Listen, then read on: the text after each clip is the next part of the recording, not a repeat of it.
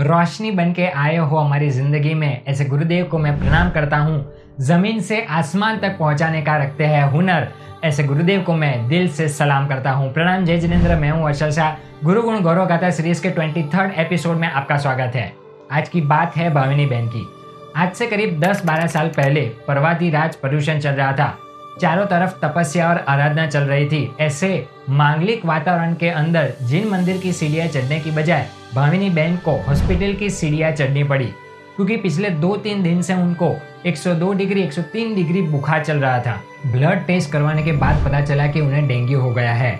आज से करीब 10-12 साल पहले इंडिया में डेंगू एक महामारी की तरह फैल रहा था। डेंगू की वजह से कई लोगों की जान जा चुकी थी। ऐसे में डेंगू का नाम सुनते ही मन में डर, भय और चिंता का आना स्वाभाविक हो गया था। 4 दिन हॉस्पिटल में बीत चुके थे, ट्रीटमेंट चल रही थी, लेकिन भाविनी बहन में कोई भी रिकवरी के संकेत नहीं दिखाई दे रहे थे। ऊपर से उनकी तबीयत और भी ज़्यादा खराब होती जा रही थी। परिवार वाले भी काफ़ी चिंता में थे।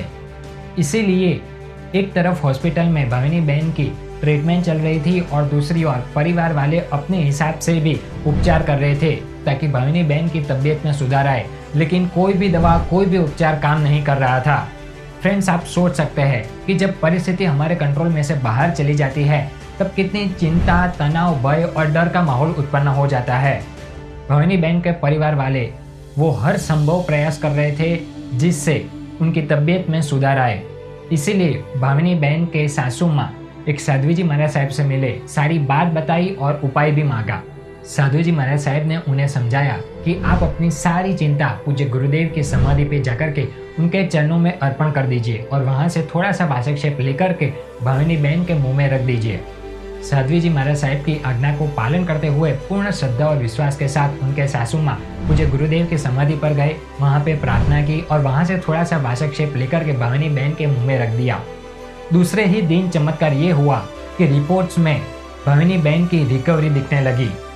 जितने काउंट्स अभी तक कम होते जा रहे थे वो सब कुछ नॉर्मल हो गया। डॉक्टर्स भी इतनी स्पीडी रिकवरी देखकर हैरान रह गए, क्योंकि डॉक्टर्स ने भी ऐसा चमत्कार पहले नहीं देखा था।